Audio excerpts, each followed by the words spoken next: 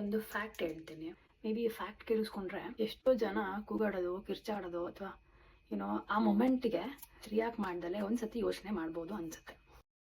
ನೀವು ಯೋಚನೆ ಮಾಡಿದ್ದೀರಾ ಏನಕ್ಕೆ ಹುಡುಗಿರು ರೈಟ್ ಅಂದರೆ ಲೆಫ್ಟ್ ತೋರಿಸ್ತಾರೆ, ಲೆಫ್ಟ್ ಅಂದರೆ ರೈಟ್ ತೋರಿಸ್ತಾರೆ?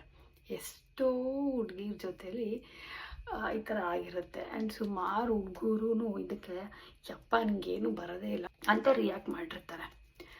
ಏನಕ್ಕೆ ಅಂತ ಯಾವತ್ತಾದ್ರೂ ಯೋಚನೆ ಮಾಡಿದ್ದೀರಾ? ಆಗ ನಮ್ಮ ಹ್ಯೂಮನ್ ಎವಲ್ಯೂಷನ್ ಆಗಿರೋದು, ಮನುಷ್ಯರು ಹಂಗೆ ಬಂದಿಲ್ಲ, ಮಂಗನಿಂದ ಮಾನವ ಆಗಿತ್ತು. ಆ ಮಂಗನಿಂದ ಮಾನವ ಆಗೋ ಆ ಟೈಮಲ್ಲಿ ಅವಾಗಿಂದನೂ ಹುಡುಗರು ಮಾಡ್ತಾ ಇದ್ದಿದ್ದು ಜಾಸ್ತಿ ಅಂದರೆ ಬೇಟೆ ಆಡೋಕೆ ಹೋಗ್ತಾಯಿದ್ರು. ಬೇಟೆ ಆಡೋದು ಒಂದೇ ಅವ್ರದ್ದು ಮೇನ್ ಗುರಿ ಆಗಿತ್ತು. ಸೊ ಬೇಟೆ ಆಡಿ ಆಡಿ ಆಡಿ ಅದು ಸಿಸ್ಟಮ್ ಹೇಗೆ ಕ್ರಿಯೇಟ್ ಆಗಿದೆ ಅಂದರೆ, ಅವರಿಗೆ ಒಂದು ಸತಿ ಈ ಮ್ಯಾಪ್ನ ನೋಡಿಕೊಂಡ್ರೆ ಅಥವಾ ಒಂದು ಸತಿ ನಾವು ಹೇಳಿದ್ರೆ it is very easy for them. ಅವ್ರು ಬೇಗ ಪಟ್ಟಂತ ಅರ್ಥ ಆಗುತ್ತೆ. ಅದೇ ಹುಡುಗಿರಿಗೆ ಕಷ್ಟ. ಏನಕ್ಕಪ್ಪ ಅಂದರೆ ಅವ್ರು ಆ ಕೆಲಸ ಮಾಡಿಲ್ಲ ಮುಂಚೆಯಿಂದನೂ.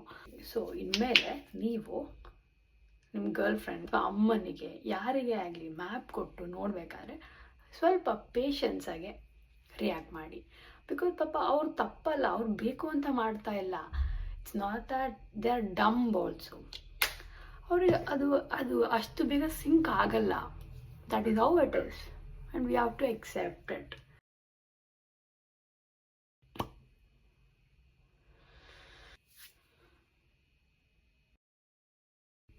ಬಾಯ್.